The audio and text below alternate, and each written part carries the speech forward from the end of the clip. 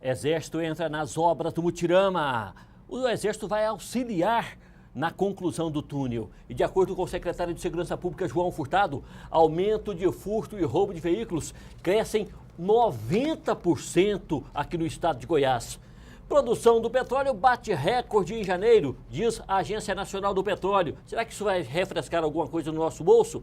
Goiás será o primeiro estado brasileiro a instalar de forma obrigatória portas com detector de metais em todas as agências de banco postal dos Correios. E você vai conferir ao vivo uma entrevista com a presidente da Federação das Mulheres de Goiás, Jusilene Pereira Ramos. Afinal, nós estamos na semana delas e o JM está no ar.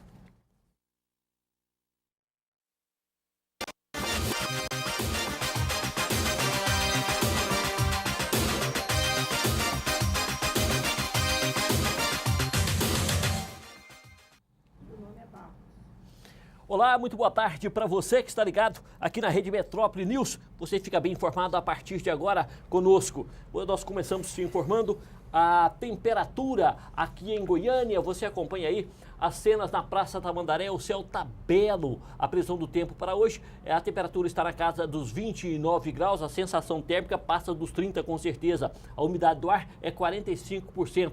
Tem poucas nuvens no céu, mas de acordo com a meteorologia, deve chover no final da tarde na região metropolitana de Goiânia. Confira agora as manchetes dos principais jornais. Folha de São Paulo: China avisa que crescerá menos e preocupa o Brasil. Correio Brasiliense: Receita vai investigar calote de senadores. O Popular: Polícia reduz mortes, mas não segura roubo de carro. Diário da Manhã: Operação Monte Carlo, 7 já estão soltos. Boa tarde, Cláudio Curado. Me chama a atenção uma dessas manchetes da Folha de São Paulo. A China já avisou ao Brasil que vai crescer menos e preocupa o Brasil porque o Brasil está de olho, não é no crescimento da China somente não, é no mercado chinês. Boa tarde, Kleber. Boa tarde, telespectadores. Exatamente, preocupa não só o Brasil, que hoje tem a China como grande parceiro comercial, cada vez mais forte o intercâmbio comercial entre os dois países, mas preocupa também o mundo, até porque a Europa em recessão, os Estados Unidos tentando sair de uma recessão, um crescimento menor na China, preocupa porque vai ter reflexo no mundo todo. E agora a China, hoje de manhã, o primeiro-ministro da China, aquele nome complicado, disse que eles vão fazer o que o Brasil fez há 3 anos atrás. Vão investir no mercado interno.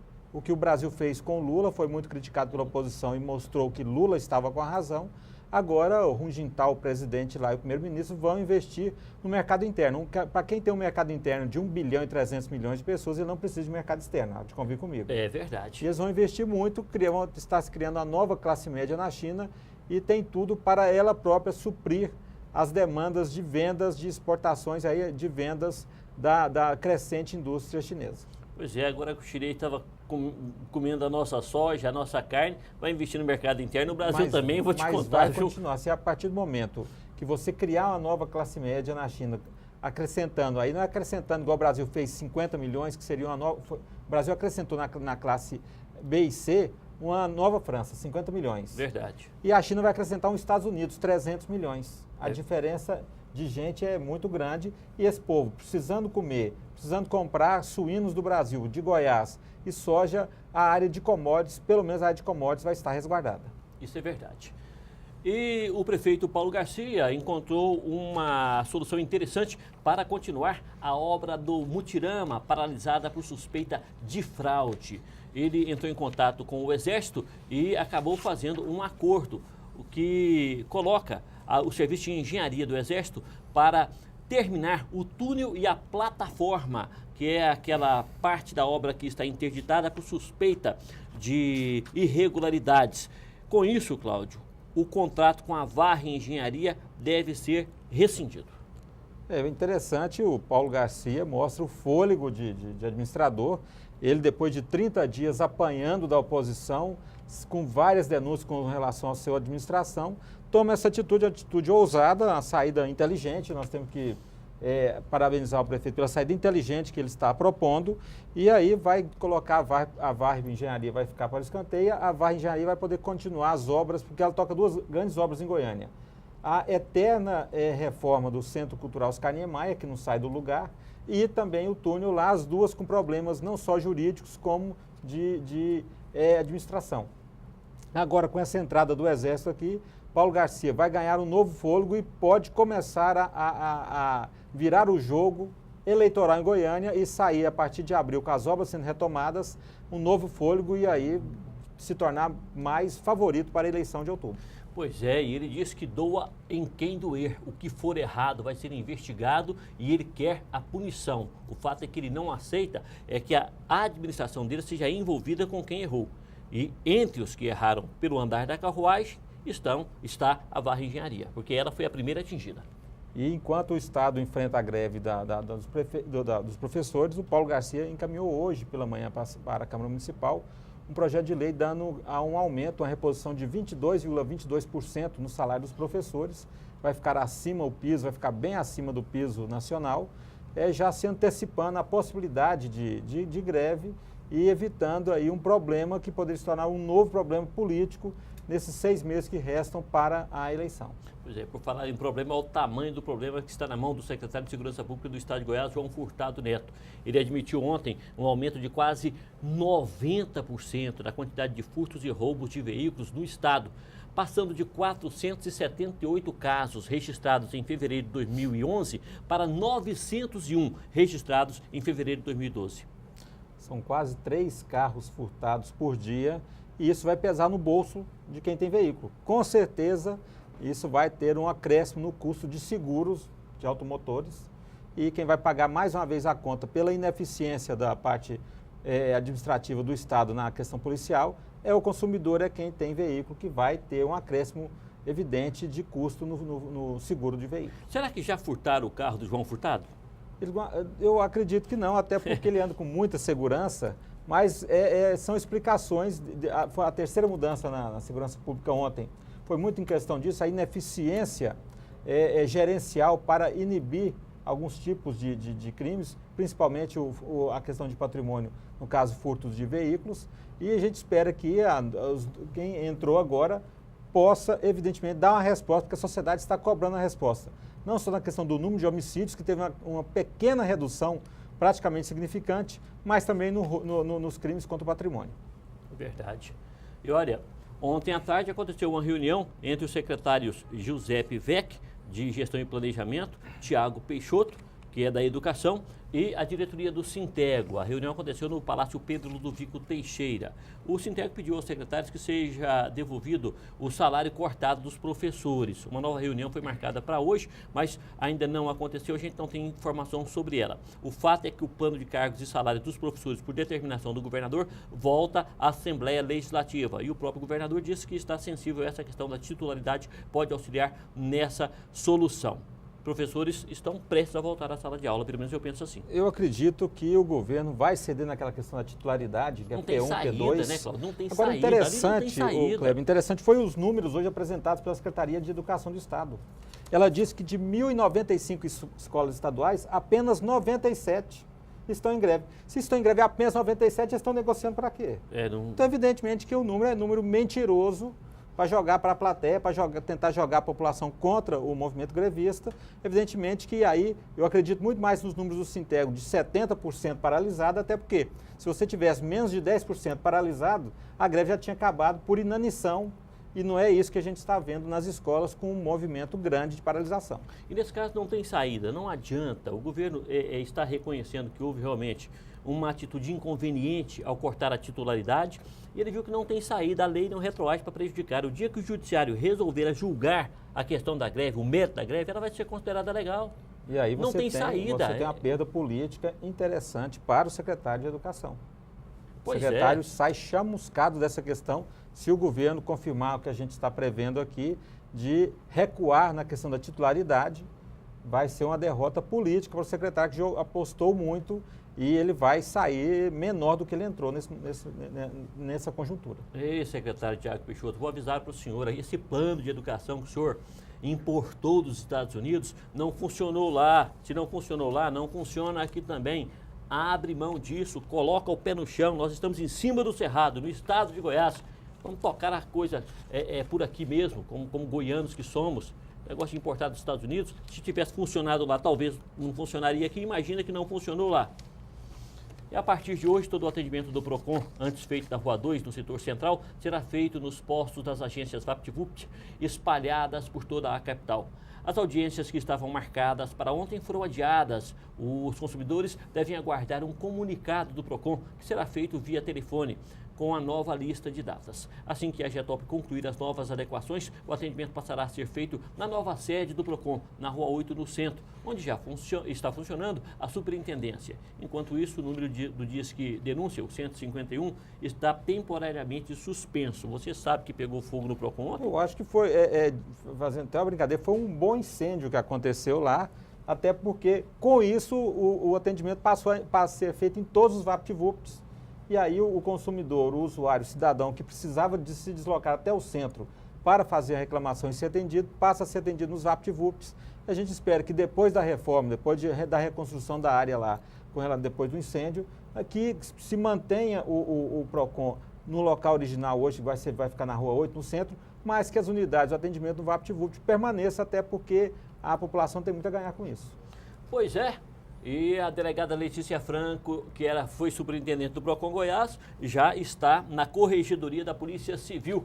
E aí a gente pode ter certeza de uma coisa, quem conhece a doutora Letícia, como eu conheço de perto, a Corregedoria vai funcionar. Trata-se de umas policiais mais sérias que o país tem e mais competentes também. Eu vou dizer outra coisa também, ela vai auxiliar na investigação dessa questão desses jogos de azar aqui comandados pelo Carlinhos Cachoeira e o possível envolvimento de policiais civis. Eu conheço a doutora Letícia. E ontem, na posse da doutora Letícia e dos outros delegados que tomaram posse, principalmente nas delegacias do entorno de Brasília, o secretário João Furtado praticamente passou um recibo de que não sabia nada da operação da Polícia Federal, não foi comunicado, né? Ele passou o recibo disso e atacou a Polícia Federal, disse que a Polícia Federal agora tinha que fazer outras ações para combater outro tipo de crime. Não, quem tem que combater outro crime em Goiás é a própria Secretaria de Segurança Pública, que ele deveria ser o comandante.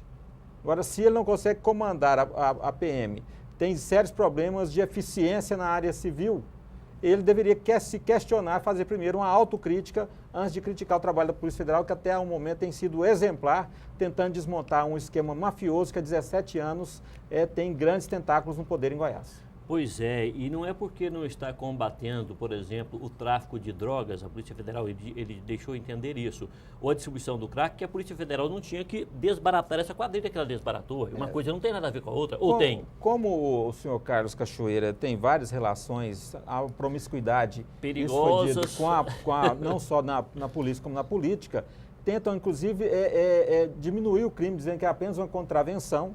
Na verdade, o jogo do bicho e esses jogos de azar são contravenções, mas o envolvimento da estrutura policial e política de Goiás é muito mais grave do que tentar desqualificar o crime principal que ele está envolvido. Pois é, e o tenente-coronel Márcio Queiroz é o novo comandante do policiamento metropolitano. Ele substitui Sérgio Katayama, que foi afastado do cargo por suspeitas de envolvimento também com essa máfia. E daqui a pouco você vai conferir uma entrevista ao vivo com a presidente da Federação das Mulheres de Goiás, Jusilene Pereira Barros. Nós estamos na Semana da Mulher, nós vamos conversar com a presidente acerca da Federação das Mulheres, enfim. Nós voltamos já já.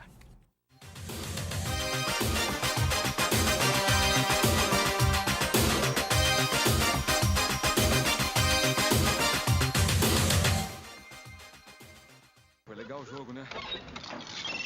Alô? Oi, cadê você? A gente não ia se encontrar? Coca-Cola Zero apresenta O Impossível é Possível. Uau! Bonito vestido, hein? Mudança de planos, baby. Acesse o site e viva o impossível. Coca-Cola Zero é possível. Única consultoria empresarial. Amplo quadro de colaboradores. Estrutura física e equipamento de ponta. Amplitude nacional e profissionais atualizados com o que há de mais moderno em gestão de pessoas. Tudo isso fez com que a Única tenha agilidade, eficiência e baixo custo em recrutamento e seleção, treinamentos, administração e estagiários, avaliação de profissionais, entre outros. Ligue e agende uma visita. Única Consultoria. Diferenciação que o mercado exige e seu negócio merece. Isso que você vê e vive já é passado. Veja, viva e adquira o novo. JCB é a máquina. Você só encontra na Locagin. Mais uma máquina JCB. Novidade. Só a JCB tem. Direção independente nas 4 rodas. Única do mercado. Cabine fechada com ar-condicionado. Sistema de segurança do retro. Banco giratório de 180 graus. Uma máquina diesel sem HP. Essa máquina você encontra na concessionária Locagin JCB. Creme Mel é delícia demais. Creme Mel com frutas naturais. Leite puro, o sabor que vai te conquistar. Croque Mel, gira mel, abelhinha Kid Mel. Cobertura especial, um sabor sensacional. Para toda criançada e pra você também. Tem Creme Mel. Creme Mel, alimenta e é gostoso.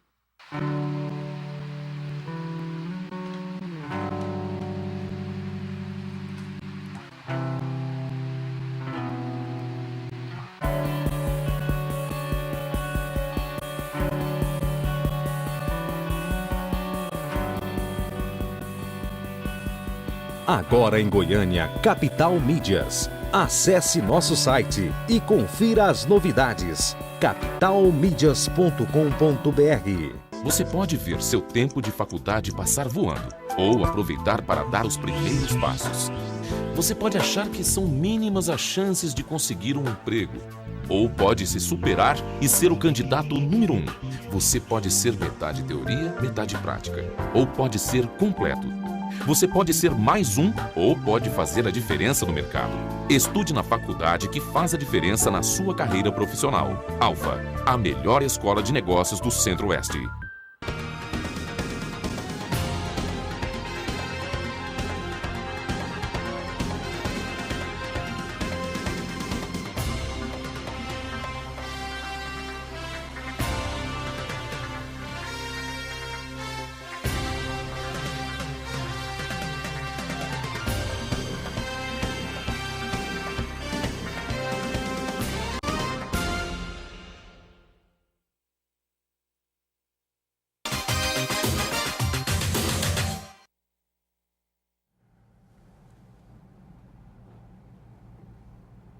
Você pode participar do Jornal Metrópole. Você pode mandar mensagem de texto para 9946-7855. 9946-7855, está fora de Goiás, coloque o 62 antes do número. A gente também tem o nosso contato, você pode mandar e-mail para jm@metropolinews.tv.br. Pode participar via e-mails também. A gente fala ao vivo agora com a presidente da Federação das Mulheres no Estado de Goiás, a Jucirene Pereira. Nós estamos vivendo a Semana das Mulheres. Vamos conhecer um pouco mais do trabalho da Federação. Afinal de contas, a gente sabe, pelo menos eu sei um pouco. É um prazer recebê-la aqui. Uma boa tarde para a senhora. Muito obrigada. Boa tarde. É um prazer todo nosso. Todas as mulheres, parabenizar as mulheres goianas. É uma pena, né, que ainda nós somos minoria, que tem uma data, né? Acho que as datas são criadas só para as minorias. Eu espero estou torcendo por uma época de que não existe mais o Dia da Mulher, existe o Dia do Indivíduo em si. Né? Mas minoria não, né? A mulher é maioria, não é não? Demograficamente é maioria. Demograficamente sim, mas como respeito à cidadania nossa, não. Pois é, o pessoal descobriu que era a maioria, candidatou uma mulher, não é que ela ganhou para presidente? Ai, que coisa boa. Isso é bom. Né? Presidente, qual é o trabalho da federação? O que faz a federação? Quem a federação congrega dentro das suas instalações? A Federação de Mulheres, ela está em Goiás desde 1982. Ela foi fundada pela companheira Rosa Mônica Grangeiro. Nós somos confederadas da Confederação de Mulheres do Brasil e da FEDIM, da Federação Mundial de Mulheres.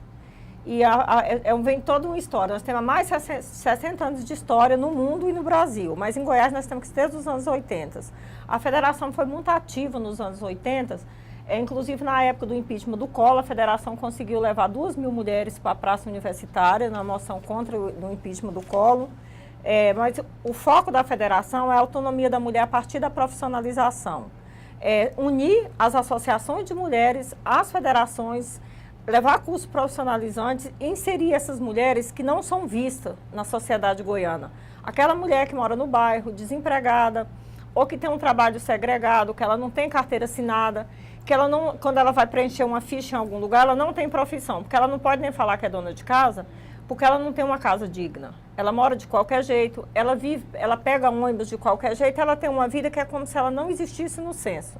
Então, a federação, ela tem esse foco em cima dessa mulher. É a autonomia da mulher a partir da profissionalização, que eu não consigo ver um indivíduo com autonomia sobre a sua própria vida, sem que ele tenha um trabalho digno, não importa que trabalho que seja. Então, esse é o foco da federação. Presidente, boa tarde. Boa tarde. Só falando sobre a mulher trabalhadora, os governos, a presidenta Dilma, para ser eleita, ela fez várias promessas para as mulheres, no caso de creches, hospitais. O governador também fez promessa de Hospital da Mulher. A prefeitura colocou algumas creches, os CIMEIs, no mandato de Iris Rezende, mas depois a gente viu que isso não foi adiante. Como é que vocês encaram tantas promessas nas 3 esferas, federal, estadual e municipal, e poucas ações concretas? Olha, essas são as muitas moções que nós fazemos em todo o Brasil, porque eu acho que esse é o grande problema da mulher trabalhadora, porque a mulher trabalhadora, ela não tem uma creche para ela que preencha a demanda dela, porque não existe uma carga horária que a mulher trabalhadora, ela tem que sair de casa pelo menos 5 horas da manhã para ela chegar no trabalho às 7, 8 horas. Ela precisa deixar o filho na creche às 7 horas, que é o horário normal das nossas creches, e pegar esse filho às 5.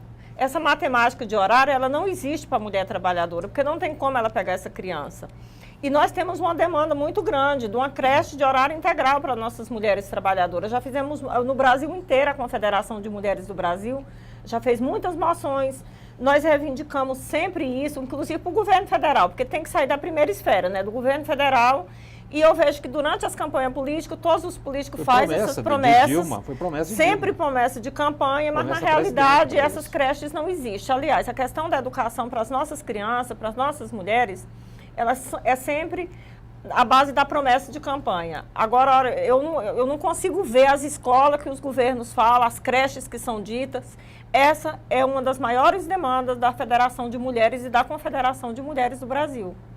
E por falar em demandas, tem até uma lei, tem uma lei que fala sobre isso, a questão do contingente feminino, do índice feminino de candidaturas. Normalmente, ele não é nem preenchido, as mulheres não estão dando conta de preencher o que determina, o que estipula a lei na política partidária. Por quê? O que está faltando para a mulher sentir que precisa arregaçar as mangas e ir à luta? Sim, claro, fica à vontade. Você tem país da Europa, na Suécia.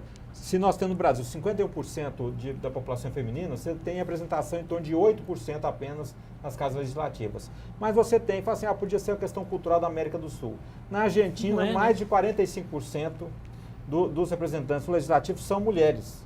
Quase mostrando realmente uma representação de acordo com a demografia do país. Agora, no Brasil, a gente não tem isso. E aí tem essa questão que você falou também dos 30%, e que nem partido de direita, nem partido de esquerda, eles têm imensas dificuldades para preencher essa cota para mulheres. Eu creio, assim, essa é uma coisa que também outra questão que eu falo muito, que as mulheres, elas precisam se encorajarem em relação à política, porque quem conhece a dinâmica de uma casa, de fato, ainda no Brasil, nessa sociedade, que parece que é patriarcal, mas não é patriarcal, ela é matriarcal, que são as mulheres que fazem a matemática da família. As mulheres avançaram demais, mas nessa questão política, as mulheres ainda são muito tímidas. Elas não conseguiram avançar. E nós precisamos avançar, porque mesmo com a Dilma no poder, mesmo hoje que nós tivemos esse avanço enorme, o topo máximo, ser uma presidenta, com muito orgulho, ter a Dilma lá, que não é um modelo que a mídia prega, da mulher que a mídia prega, ter a Dilma e todo esse avanço do presidente Lula. A gente tem um presidente como o presidente Lula, que é um orgulho para o povo brasileiro. Mas as nossas mulheres, elas ainda não conseguiram pensar nessa questão da política. E nós precisamos pensar sobre isso. Você vai na Câmara Municipal, você não vê mulheres, só vê homens falando de política para mulheres. Não, lá tem algumas vereadoras. Mas tem a Cidinha, tem a Célia Valadão, que saiu para ser secretária. E a Tatiana Lemos. A Tatiana Lemos. Mas é muito pouco, pouco. Não, eu estou dizendo, é isso. As mulheres votam, mas não conseguiram ser votadas ainda.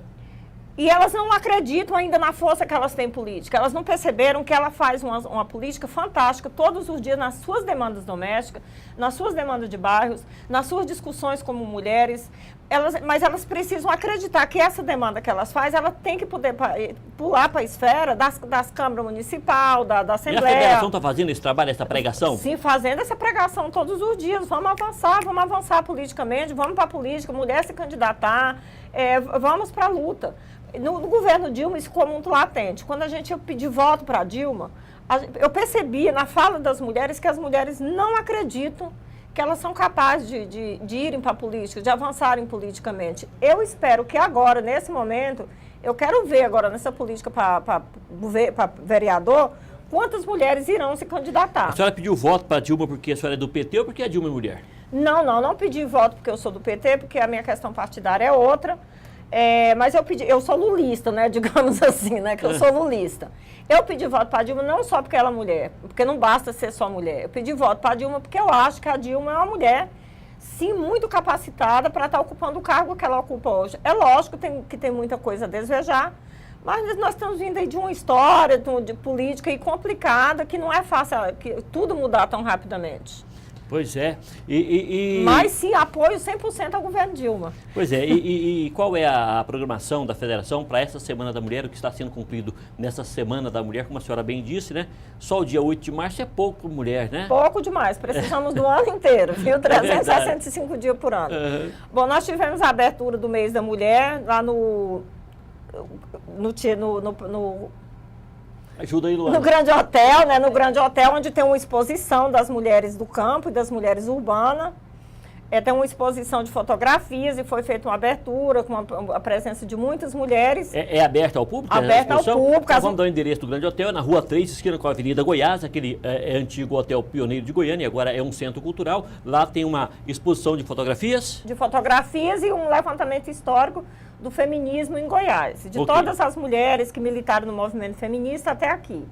E para ficar claro que o feminismo, hoje essas secretarias que nós temos aqui hoje, como a Semira, a Secretaria Municipal da Mulher, que vem de toda uma história da luta de muitas e muitas mulheres para que isso acontecesse.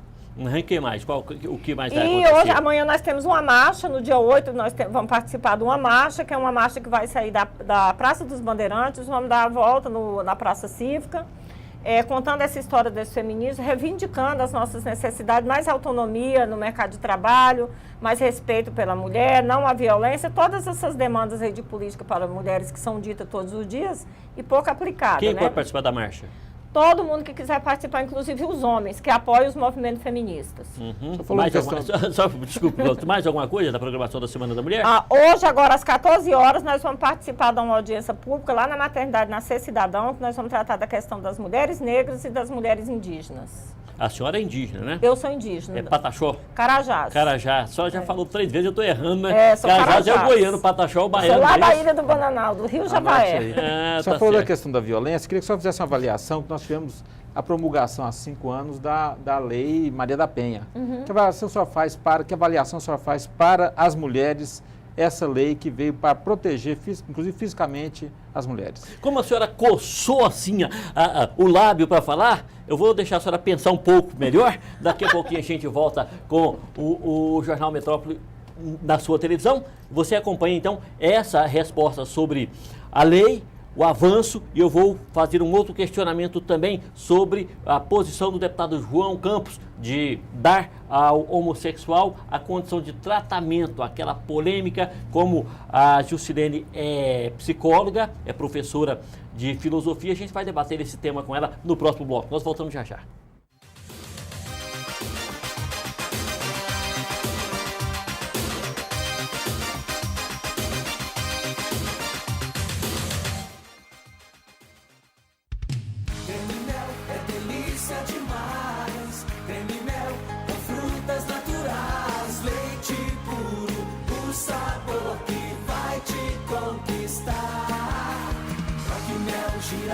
Abelhinha Kid Mel, cobertura especial, um sabor sensacional para toda criançada e pra você também. Tem Creme Mel. Creme Mel, alimenta e é gostoso.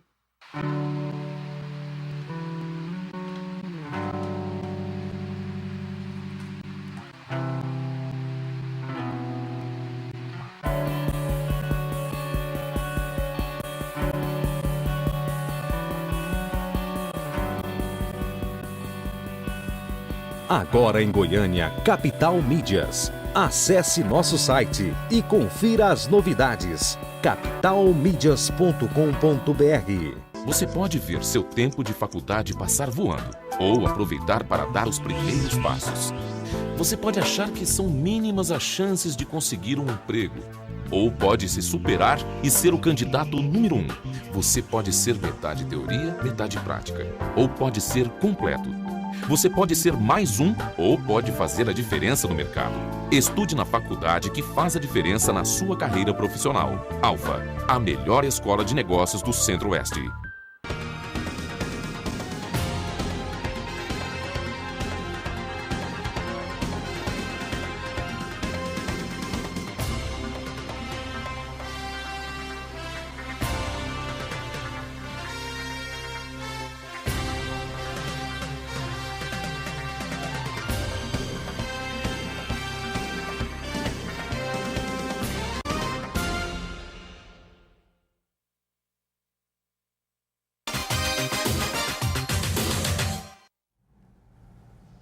Voltamos com o Jornal Metrópolis. Nós estamos entrevistando hoje, durante a Semana da Mulher, nós estamos recebendo com alegria a Jusilene Pereira Barros, ela que é presidente da Federação das Mulheres do Estado de Goiás. E no último bloco, nós deixamos ela pensando sobre um questionamento do Cláudio Curado. Faça novamente, por favor, Cláudio. Eu queria que a presidente da Federação fizesse uma avaliação dos 5 anos da Lei Maria da Penha.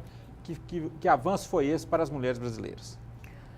Olha, Cláudio, a Lei Maria da Penha acho que foi o de melhor que podia acontecer para as mulheres brasileiras, porque por mais que as mulheres não tenham ainda na íntegra estudado as leis, que é um outro problema que nós mulheres temos, as mulheres não vão atrás de ler os seus próprios direitos. Quando não se sabe dos seus próprios direitos, você não vai atrás deles. Então, eu acho que as mulheres precisam, todas as mulheres, eu acho que deveriam andar com a cartilha da Maria da Penha debaixo do braço e outros direitos que nós temos e que as mulheres não são informadas deles. Eu não sei se é uma questão de não querer saber ou uma questão também de alguém não querer que as mulheres fiquem sabendo disso. Mas a Maria da Penha, eu acho que nós avançamos muito, inibir um pouco os agressores, porque o mais triste da mulher é que a mulher, quem mais bate na mulher, quem mais humilha, que a violência não é só aquela do tapa, é a violência aquela velada, aquela que não é dita. Aqueles que elas acreditam que a ama. Mas eu acho que foi um presente maravilhoso para as mulheres. E eu quero falar de Goiás, que nós sabemos que aqui em Goiás tem um índice de violência muito grande. A maioria das mulheres que apanham, elas não contam. Porque o povo, a conta que é feita, a matemática que é feita da violência, não é a real. Porque quem fala que apanhou são só as mulheres que foram até a delegacia. Mas agora, teve uma alteração agora em fevereiro, que as mulheres, mesmo vizinhos, não precisa ser a mulher que vai fazer a denúncia contra o seu agressor. Outras pessoas, terceiros, podem fazer essa denúncia. A gente vai poder chegar perto de números reais, então. Mas nós vimos daquela teoria antiga, sabe, daquele senso comum de que em briga de marido e mulher ninguém mete a colher, né? E as pessoas ainda acreditam nisso e ninguém tem coragem de denunciar. Por comodismo, por achar que o problema do vizinho não é problema dele. As denúncias ainda são muito poucas. E as mulheres que moram da chamada classe média, essas mulheres não denunciam. E nós sabemos que eu vou falar sem medo de pecar. Eu acho que no mínimo 80% das mulheres são vitimadas, de uma forma ou de outra. Porque quando a gente abre o espaço para ouvir as mulheres, para ir para discussão, para as mulheres abrirem o seu coração, falarem daquilo que acontece dentro das suas casas, nas suas vidas pessoais, a gente percebe que é muito maior o número de mulheres que sofrem violência do que as pessoas imaginam, do que o que é dito por aí. E a federação está fazendo alguma coisa para... assustador, hein? 80% é um número assustador. Eu diria que sim, sem medo de pecar. A federação está lutando... Faça a sua pergunta. Para conscientizar essas mulheres que precisam denunciar, que precisam lutar contra esse estado de coisa? Precisa denunciar, mas eu acho que nós precisamos também, assim, sabe, de mais orientação para que as mulheres tenham mais coragem. Mas onde vai ser? Por quem vai ser dada essa orientação? De delegacia de mulheres, ou não sei, de um centro onde recebe essas mulheres que sofreram violências, para elas se encorajarem a fazerem essas denúncias. Por que a mulher tem medo? A mulher ela tem medo de chegar na delegacia, chega lá alguém fazer perguntas que elas não gostariam de ouvir. De alguma forma, as mulheres ainda precisaria ter mais delegacias da mulher aqui na região metropolitana? Muito mais, e casa que recebe essas mulheres para encorajar. Inclusive, quero aproveitar aqui parabenizar o Cevan, que é a única casa de referência que nós temos aqui ainda, que está muito cheia, que nós precisamos de muito mais casas. Nessa semana a gente vai fazer uma entrevista com a representante do Cevan. Essa semana a gente fala aqui no Metrópole News sobre essa questão da mulher e realmente o Cevan faz um trabalho exemplar em todos os sentidos. Bom, mas eu quero tocar num assunto com a senhora que é psicóloga, sobre a postura do deputado João Campos, que fez uma proposta para que seja dado ao homossexual o direito de se tratar. De acordo com o deputado, eu ouvi uma entrevista que ele concedeu e não é essa a questão. O que ele tomou por base duas questões para ter aquele posicionamento com relação ao homossexualismo. Primeiro, a questão da legalidade na condição de legislador. O Conselho Federal de Psicologia baixou uma norma proibindo os psicólogos de tratar ou aceitar como doente um homossexual no seu consultório. E por que disso? Porque quando os pais normalmente descobrem que o filho é homossexual, se chocam e querem levar o filho a um psicólogo para tratar o filho para ele deixar de ser homossexual. Então o Conselho tomou essa posição com base na teoria de que essa não é uma questão clínica, não é uma questão psicológica, é uma questão de opção, é uma questão íntima da pessoa, de furo íntimo, que não muda num consultório de psicologia. Mas o deputado diz que esta normativa, ela precisa ter uma base legal. E por isso ele propôs a lei não só para dar ao psicólogo a condição de não aceitar qualquer paciente que chegue lá à força na condição de doente, como de dar àquele que acha que precisa se tratar, inclusive para se aceitar como homossexual, com um psicólogo. É essa a questão que o deputado abordou, que eu mudei a minha opinião. Eu acho que ele está coberto de razão. Coberto. Quem não conhece alguns homossexuais que tiveram dificuldade nesse momento. E o psicólogo pode ajudar. A senhora é psicóloga, eu vou deixar a senhora falar sobre isso. Bom, eu sou formada em psicologia pela UNAERP de Ribeirão Preto. Eu não estou inscrito no Conselho de Psicologia porque eu trabalho na educação e optei por outras coisas. Trabalhei até 2005 em clínica, hoje não mais. Mas eu li e reli, inclusive escrevi alguma coisa no meu blog falando sobre isso. Achei assim uma atitude fora de moda, homofóbica, mal informada. Eu creio que ele deveria ter ido no Conselho de Psicologia antes, se informar a respeito disso aí que você acabou de dizer. E eu creio mesmo que tem que abrir mais espaços para os homossexuais procurar. Mas ele não tem razão quando ele fala que o psicólogo pode receber o homossexual, inclusive para mostrar para a família e para o próprio homossexual que essa é uma questão de aceitação? Eu acho que tem que abrir. Inclusive, eu acho que os consultórios de psicologia têm que ser menos elitizados, abrir mais para a população, inclusive para essa população, para levar esses pais a aceitarem esses filhos como são, como indivíduo, que esses filhos são indivíduos produtivos, como profissionais, como tudo que eles fazem na vida, mas as suas questões sexuais têm que ser trabalhadas individualmente. E eu não acho que seja o consultório seja para dar, porque pelo que eu entendi, que ele quis dizer que os psicólogos têm que consultarem como se eles fossem doentes. O homossexualismo não é considerado doença. Não foi isso que ele disse. Ele disse que é preciso dar um aporte em termos de psicologia para as pessoas, famílias, para as pessoas que estão em dificuldade. E essa é mesmo a função do psicólogo. A função do psicólogo é essa, mas qual foi a opção que ele deixou? Ele foi atrás de alguma portaria para abrir consultório, para ter posto de saúde, porque o que eu percebo é que é muito difícil para alguém chegar num consultório, nos postos de saúde não tem psicólogo nos postos de saúde. A classe empobrecida não tem acesso à psicologia. Isso é um fato, infelizmente é assim. Pois é, mas nesse ponto, eu estou perguntando para a senhora, ele tem ou não tem razão de achar que quem vê a necessidade pode procurar o psicólogo normalmente, até para se fortalecer? Olha, eu vou falar uma coisa aqui que pode ser que choque. Põe o machado do toco.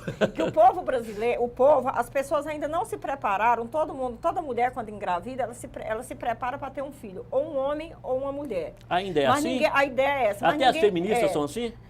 Até as feministas, mas ninguém se prepara para ter um filho homossexual. E esse filho não deixa de ser menos querido, um indivíduo inserido na sociedade pela sua questão homossexual. Mas eu conheço famílias que aceitam muito bem. Mas será que aceitam tão bem sim, assim? Sim. A princípio, quem trabalha com educação, percebe na educação que se trabalha com criança, que as crianças elas começam a se demonstrar as suas atitudes homossexuais de pequenininha. Quem trabalha com pedagogia, quem trabalha com criança na primeira infância, os trejeitos da criança homossexual, elas começam a se manifestar muito cedo. E as famílias não querem perceber isso. E eu não creio que ainda, hoje, as famílias não se preparam. Você já foi em alguma maternidade que tinha uma portinha lá com algum presentinho do filho do meio, que seria o homossexual? Pois é, mas parece que nasce com gênero e depois é que desenvolve a opção. Pois é, mas aí eu creio que as mães, as mulheres, os pais, todo mundo da sociedade tem que começar a mudar esses conceitos. Eu até, sabe, eu acho até uma perda de tempo a gente discutir se essas questões já deviam ser superadas.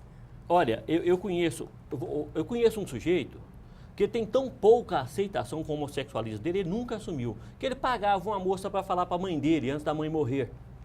Falar que a moça era a namorada dele, a moça desfilava com ele por aí, porque é uma figura conhecida, ainda pagava para falar para a mãe dele que era namorada e ia ficar noivo. Não precisa de tratamento? Não é um caso de procurar um psicólogo?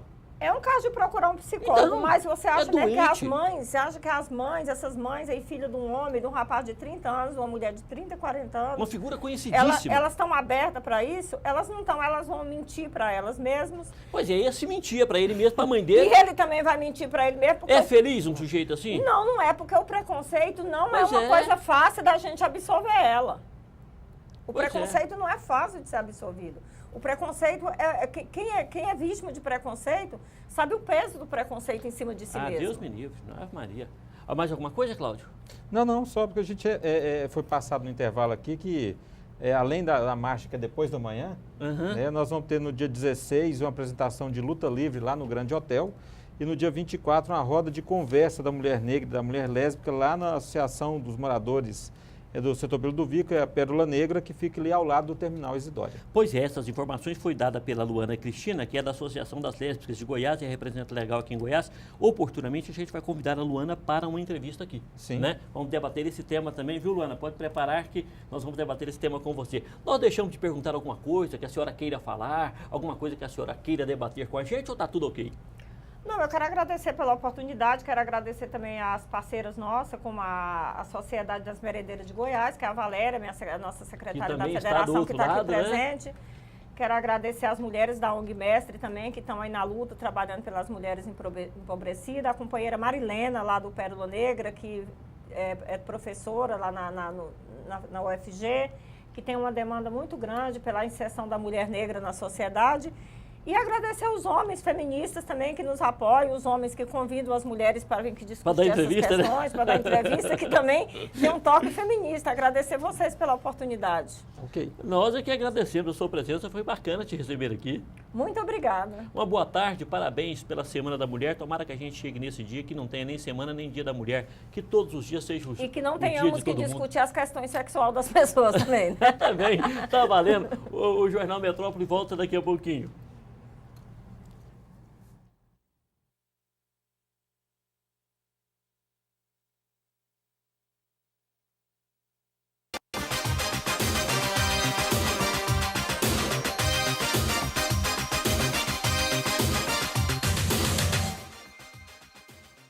Legal o jogo, né? Alô? Oi, cadê você? A gente não ia se encontrar? Coca-Cola Zero apresenta O Impossível é Possível. Uau, bonito vestido, hein? Mudança de planos, baby. Acesse o site e viva o impossível. Coca-Cola Zero. É possível. Única consultoria empresarial. Amplo quadro de colaboradores. Estrutura física e equipamento de ponta. Amplitude nacional e profissionais atualizados com o que há de mais moderno em gestão de pessoas. Tudo isso fez com que a Única tenha agilidade, eficiência e baixo custo em recrutamento e seleção, treinamentos, administração e estagiários, avaliação de profissionais, entre outros. Ligue e agende uma visita. Única Consultoria. Diferenciação que o mercado exige e seu negócio merece. Isso que você vê e vive já é passado. Veja, viva e adquira o novo. JCB é a máquina. Você só encontra na Locagin. Mais uma máquina JCB. Novidade. Só a JCB tem. Direção independente nas 4 rodas, única do mercado. Cabine fechada com ar-condicionado. Sistema de segurança do retro. Banco giratório de 180 graus. Uma máquina diesel 100 HP. Essa máquina você encontra na concessionária Locagin JCB. Creme Mel é delícia demais. Creme Mel com frutas naturais. Leite puro, o sabor que vai te conquistar. Choque mel, gira mel, abelhinha Kid Mel. Cobertura especial, um sabor sensacional. Para toda criançada e pra você também. Tem Creme Mel. Creme Mel. Alimenta e é gostoso.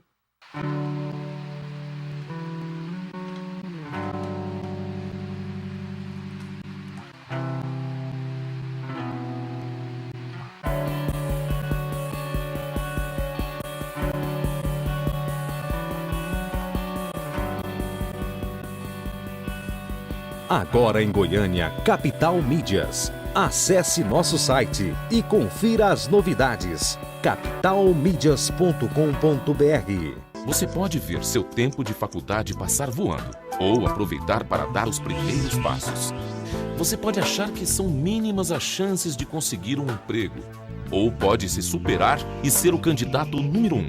Você pode ser metade teoria, metade prática. Ou pode ser completo. Você pode ser mais um ou pode fazer a diferença no mercado. Estude na faculdade que faz a diferença na sua carreira profissional. Alfa, a melhor escola de negócios do Centro-Oeste.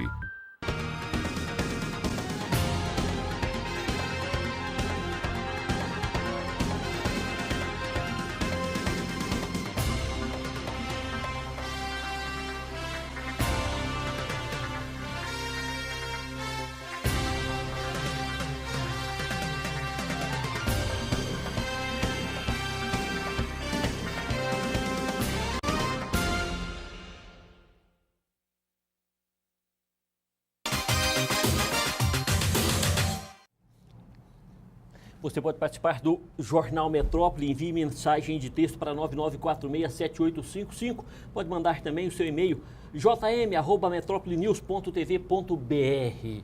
O promotor de justiça Humberto Machado de Oliveira será o novo titular da Secretaria de Meio Ambiente e Recursos Hídricos, a SEMAR. Ele entra no lugar do deputado federal licenciado Leonardo Vilela, que deixa o cargo no dia 28. Ele vai se dedicar exclusivamente à pré-campanha para a Prefeitura de Goiânia. Ele é o pré-candidato a prefeito pelo PSDB. O convite ao promotor Humberto Machado foi feito pelo governador Marconi Perillo na tarde de ontem, em reunião no Palácio Pedro Ludovico.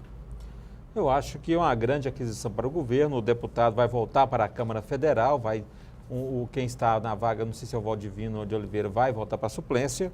O deputado volta para a Câmara e vai fazer esse trabalho de pré-campanha, tentando articular mais partidos em torno do nome dele. E o promotor de justiça Humberto Machado é uma pessoa que estuda a área, precisa realmente de uma pessoa com mais informação técnica para ocupar a secretaria, que já deu vários problemas em governos anteriores, inclusive de corrupção.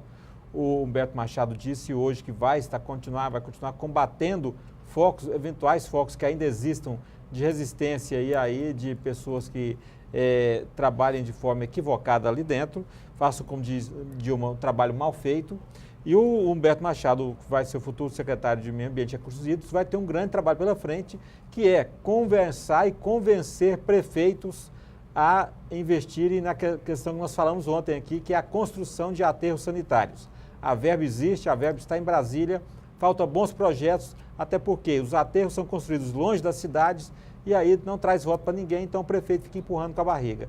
E o Humberto Machado tem esse grande trabalho, se ele conseguir fazer isso junto às prefeituras, vai ter feito um grande trabalho para o meio ambiente e um grande trabalho para o estado de Goiás. Eu vou dizer uma coisa para você, o governador marcou um golaço, sabia? Eu acho que foi um golaço. Ele chamou o homem certo na hora certa para o lugar certo. Uma boa escolha, a gente faz as críticas aqui e quem for levar recado para o governador pode levar o recado também quando se faz elogio. Foi uma boa escolha a do Humberto Machado e a gente espera que ele tenha apoio político e financeiro dentro do governo para executar a boa administração, até porque o meio ambiente e o Cerrado, que é o bioma mais devastado do Brasil, necessitam urgentemente de ações mais efetivas. Pois é.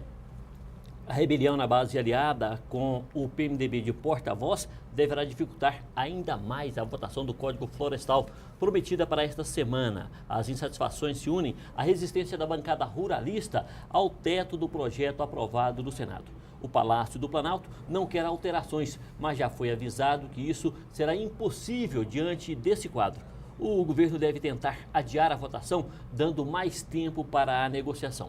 Será que vai adiar mais uma vez? Kleber, o Código Florestal é um tema muito polêmico, até porque ele engloba, e aí o deputado Ronaldo Caiado tem razão em algumas argumentações dele, engloba pequenos e médios produtores rurais que foram, inclusive, incentivados em outras épocas a desmatarem suas propriedades e agora podem. Eles foram incentivados, inclusive com incentivos fiscais, incentivos financeiros de governos anteriores, principalmente na época da ditadura militar, a fazer a derrubada e agora podem ser penalizados, inclusive financeiramente, por terem feito a derrubada. Mas o PMDB já entendeu isso.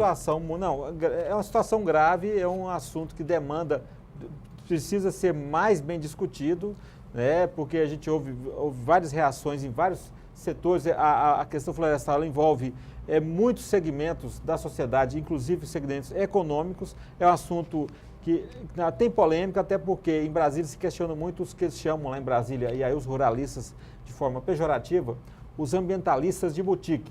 Dizem que é aquele pessoal que fica em ONG instalado no Rio de Janeiro, querendo dizer o que se deve fazer com a floresta amazônica e com o cerrado. Não é para tanto, mas a gente precisa ter bom senso e mais diálogo sobre um tema importante que poderia entrar na pauta hoje. E aí ontem o presidente Marco Maia, presidente da Câmara Federal, fez um desserviço ao governo ao dizer que a chiadeira do PMDB seria uma TPE, tensão pré-eleitoral. Para quem precisava... Ele foi de um mau gosto. Para o fogo que já está na base do governo, ele jogou gasolina. Então, perdeu uma excelente oportunidade de ficar calado o presidente da Câmara dos Deputados, e isso pode, inclusive, ter reações em votações hoje e votações futuras dentro da Câmara em Brasília. E o Marco Maia foi de um mau gosto, porque o PMDB entendeu a argumentação do DEM, sobretudo do deputado Ronaldo Caiado, sobre essa questão de quem desmatou, estimulado, inclusive, pelo governo, para fazer da terra produtiva. E agora pode ser penalizado por isso, ou seja, vai cobrar de quem não cometeu o crime. O PMDB entendeu isso e ele jogou para outra questão, dizendo que o PMDB está insatisfeito com cargos do governo, que é tensão pré-eleitoral. Que bobagem, gente. Na verdade, a briga aí também é porque vários nomes devem sair para disputar, como o Haddad já saiu para disputar em São Paulo. Outros nomes podem sair de primeiro e segundo escalão para disputar prefeituras em todo o Brasil. E sobre esse naco de poder que se vão debater os partidos da base de sustentação da presidenta Dilma, até porque poder e espaço todos querem mais. Eu acho que o Haddad vai levar uma peia lá. Acho que o José Serra leva lá. Não sei, vamos esperar a evolução, até porque tem muita coisa, até porque ninguém nesse momento falou do Chalita, que é o candidato do PMDB, ele está correndo por fora. Há um candidato que pode ter 8, 10%, que é o Celso Russomano, do PRB. Ele tem um bom nome dentro da cidade de São Paulo. Então, é uma eleição muito disputada e São Paulo, várias vezes, provocou sustos no Brasil. Elegeu o Jânio Quadros, elegeu o candidato Maluf, o sucessor do Maluf, que era um candidato indicador Maluf. Marta Suplicy aquela vez. Marta Suplicy, Luiz Erundina. Então, São Paulo sempre pode provocar surpresa e a gente não pode se assustar com nada que aconteça na eleição municipal na cidade de São Paulo. Pois é, e o deputado Walter Pinheiro, do PT da Bahia, disse que vai inquirir o senador Walter Pinheiro, do PT da Bahia, disse que vai inquirir Demóstenes Torres, sabia? O senador... Ele quer saber que ligação tem Demóstenes, o jogo de azar, Carlinhos Cachoeira, conselhos conjugais, tudo isso. Ele disse que quer que esclareça que o senador, na avaliação dele, não é para dar conselho conjugal, não.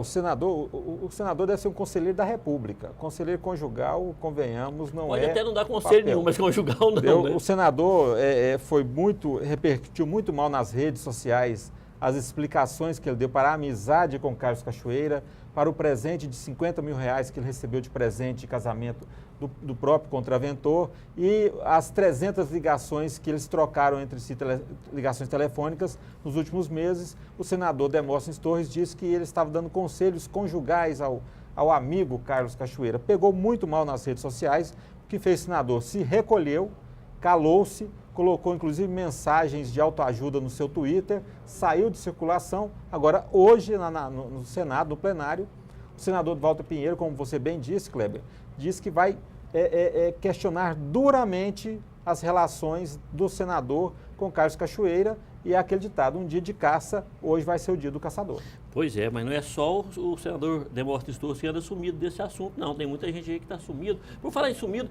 por que o governador não apareceu lá no anúncio de Leonardo Vilela como candidato do seu partido? O governador Marconi Perillo não foi. O governador, ele está dizendo que vai se afastar um pouco. Nesse momento, ele não quer aparecer, está dizendo que vai se dedicar mais a questões administrativas. Faz muito bem. O primeiro ano do governo dele, nesse terceiro mandato, não foi um bom ano. Tem nada a ver com máquina de jogo de azar, não foi um bom ano. O governo precisa engrenar e começar a mostrar serviço.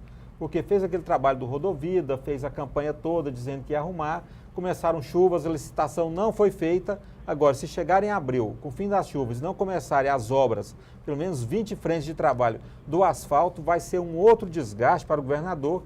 E desgaste é o que ele não está precisando nesse momento, um momento que o terceiro governo dele, até o momento, não tem ido bem. Pois é, o sumiço dele, das entrevistas, do lançamento da candidatura do Leonardo Vilela, tem nada a ver com não, até porque, o explodir desse assunto, não, se né? tivesse só um candidato, ele iria aparecer. Como tem outros candidatos na base, Jovair Arantes é candidato, Leonardo Vilela é candidato, Sandy Júnior diz que vai ser candidato, então, se ele vai ter 3 candidatos da base, não é uma boa estratégia ele mostrar preferência por um dos candidatos de sua base. Mas de é do apoio, partido dele, Cláudio. Tudo bem, mas os outros são da sua base de sustentação, entendeu? E eventualmente diz que ele apoia o Leonardo Vilela. O Leonardo não passa para um segundo turno, no hipotético segundo turno com Paulo Garcia, e vai ter que apoiar um outro candidato. Então, nesse momento, faz bem o governador em se recolher e deixar a sua base de sustentação apresentar os candidatos que querem se apresentar e ver quem tem mais condições para levar adiante as postulações. Jovair Arantes, que já disse que é candidato,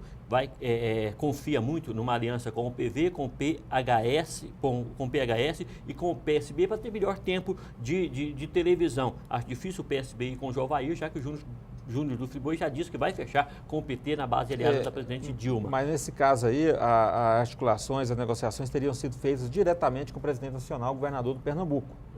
Jovair teria, inclusive, retirado a candidatura dele ao TCU para... uma das argumentações de quem apoia o Jovair é isso, que ele teria retirado a candidatura a ministro do TCU para apoiar a Ana Reis, mãe do governador do Pernambuco, e em troca teria agora esse apoio. Bem, essa questão do TCU não é bem verdade, o Jovair foi atingido por fogo amigo na disputa por essa vaga, entendeu? Agora, em política é a arte do possível e do impossível e nós não podemos descartar que existe essa articulação, essa negociação nacional entre o PTB. Jovair é um nome nacional forte do PTB, com o PSB nacional via o governador do Pernambuco. Pois é, ele espera que o governador Marconi Perillo cumpra aquilo que disse e fique fora do pleito, não entre, não tome partido para ninguém dentro da base das candidaturas a prefeito de Goiânia. Vamos embora. Uma boa tarde para você. Boa tarde também, boa tarde, telespectadores. Amanhã estaremos de volta. Ao meio-dia nós vamos estar aqui com você. Agora você fica com a nossa dica em consultoria financeira com o Carlos Arrojo. Uma boa tarde para você.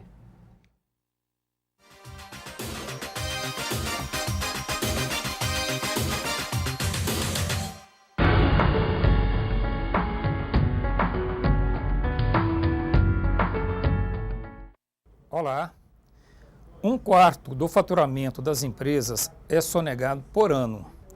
As empresas brasileiras deixam de declarar 25% do seu faturamento e sonegam cerca de 200 bilhões de reais. Os números são reflexo direto da alta carga tributária do país. Pelo fato de o Brasil ter uma grande carga tributária, as pessoas e as empresas começam a ponderar se devem ou não pagar o tributo.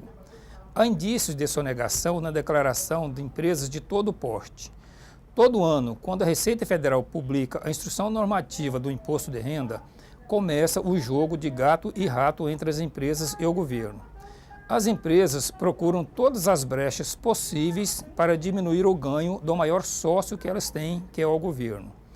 A soma de novos mecanismos de controle fiscal, como a nota fiscal eletrônica e o cruzamento de dados cada vez mais completo da Receita Federal, vem reduzindo a sonegação.